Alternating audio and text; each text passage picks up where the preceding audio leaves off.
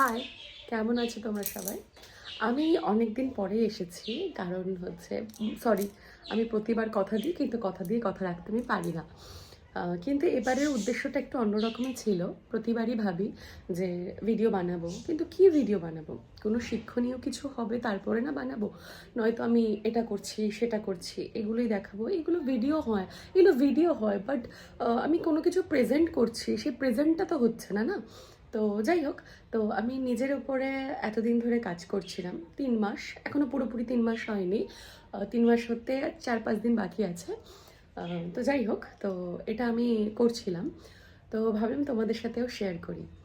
আর তোমরা বুঝতে পারছো কিনা জানি না, তো আমি বাড়িতে এক্সারসাইজ আর নিজের ফুড মেনটেন করে আমি 3 মাসে, পুরোপুরি 3 মাস হয়নি, এই 12 কেজি ওয়েট লস করেছি। তো আমি সেটাই দেখাচ্ছি। যেমন কি এই ড্রেসটা আগে আমার এরকম ফিটিংস হতো, ওকে, এখন এই ড্রেসটা আমার লাইক,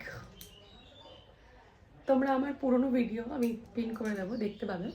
সেখানে যেমন আমার ড্রেসটা রয়েছে সেটা পুরো ফিটিংস রয়েছে, বাট চারিধার থেকে, ওকে। তো এটা আমার এখন এরকম লুঙ্গি টাইপ হয়ে গেছে, ওকে। বুঝতেই পারছো, এই দেখো।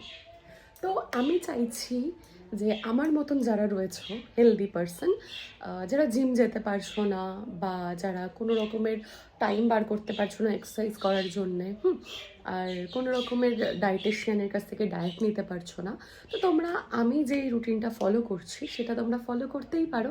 আর হ্যাঁ, আমি এটাও বলে দিই, আমি কোনো ফিটনেস ট্রেনার নই, আমি কোনো ডায়েটিশিয়ান নই।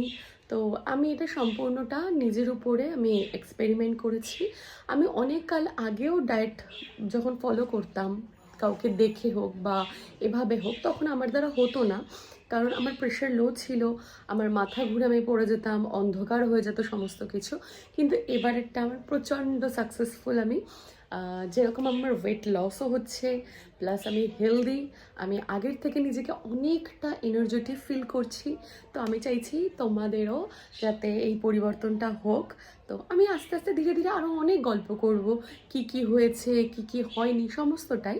তো আপাতত আমি আমার রুটিনটা তোমাদেরকে শেয়ার করব, আমি কি কি খাচ্ছি, কখন খাচ্ছি, কিভাবে কি করছি সমস্তটা।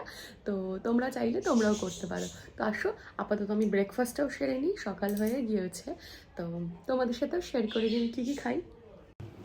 ব্রেকফাস্টে ছিল ব্ল্যাক কফি, দুটো এগ হোয়াইট, আর কুসুম দুটো আমার দিদিকে দিয়ে দিয়েছিলাম, আর 2-3 চামচ ছাতুর শরবত, ব্যাস। চাইলে তোমরাও এটা